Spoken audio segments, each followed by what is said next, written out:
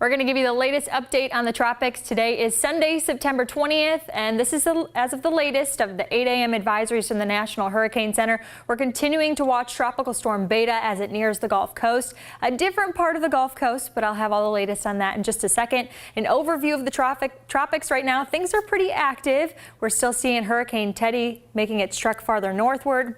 We're tracking post-tropical cyclone Paulette. Paulette was actually the storm that hit Bermuda just 2 weeks ago, so continuing to watch that area of development. Tropical storm Wilfred actually looks to farther die down over the coming days, so there's even better news there. But tropical storm Beta, that's where we're going to start off today because it has the largest threat to the U.S., but we'll actually start talking about the tropics overall. September 20th is where we are now, and the peak of hurricane season was September 10th. So we're just 10 days past the peak of hurricane season.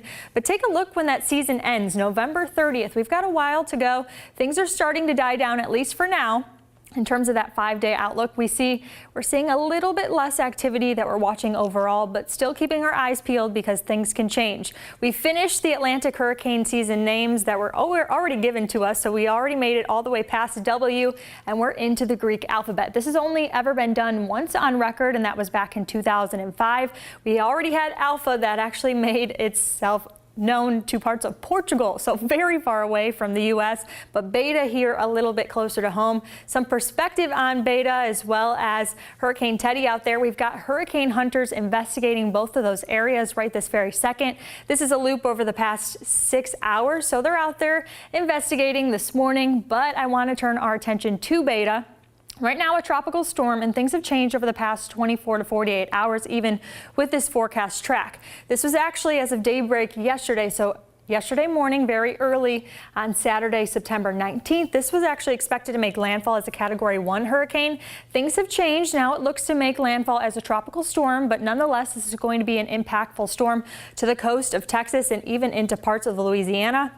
You can see there that tropical storm watches and warnings are in place for parts of the coast of Texas from Corpus Christi near Houston, stretching all the way to parts of the Louisiana coastline. This is going to continue over the coming days as this system continues to trek its way a little bit closer to the coast, but right now it's moving very slowly at 3 miles an hour west-northwest before it turns and makes more of a trek to the north and east. Its projected landfall going to happen over the coming days. Within the next 24 hours, even late tomorrow night, we could expect to see some progression in landfall. This could further intensify as it nears the coast because those water temperatures are very warm. We're talking the mid-80s there, and any tropical system needs a threshold of 80 degrees at least to continue to thrive off of that environment. But it's going to churn up a lot of sea surface waters there, as well as deeper ocean waters, because it's just kind of sitting there in the Atlantic, parts of the Gulf, I should say, but it's going to continue to make its way towards the coast of Texas. This is going to bring a lot of rainfall nonetheless, but I wanted to give you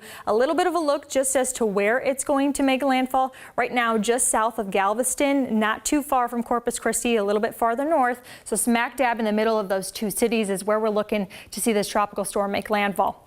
We're also seeing tropical storm surge warnings up across the board. We're seeing that in that shade of pink there. This stretches also from the coastline of Texas all the way up through parts of Louisiana too, because lots of rainfall associated with this, as well as just the kick up of water going to be expected with this system. And here's that rainfall projection.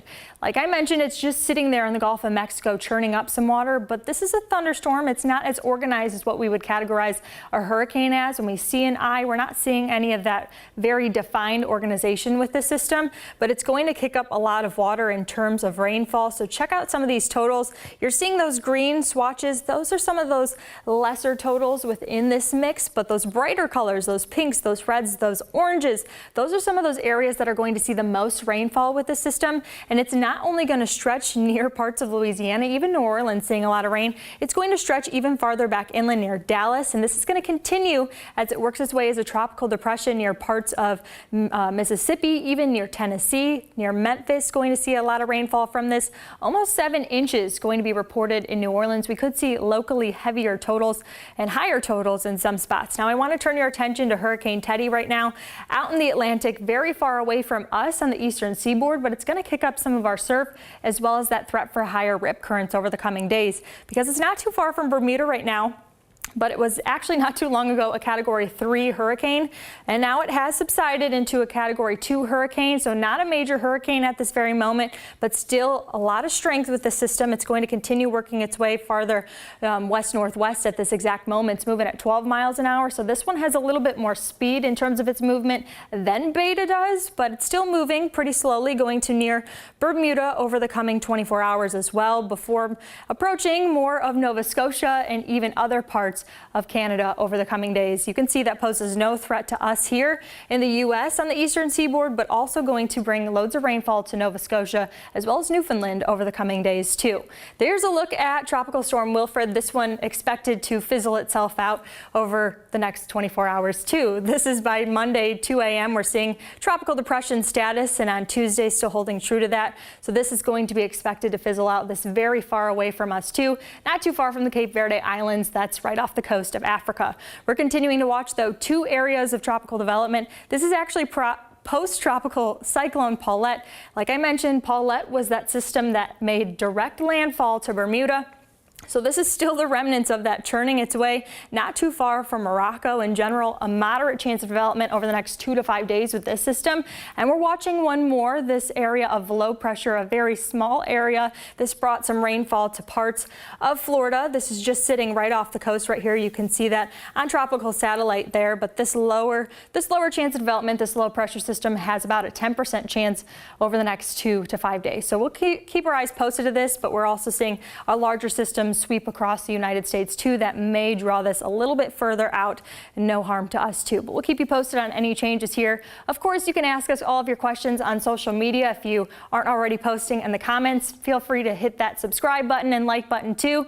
But you can find me on Facebook, Instagram, and Twitter. We'll keep you posted on any changes coming up in the tropics over the next 24 hours to even this entire week. Tim Pandagis will have the latest this upcoming week too for you for 13 News Now.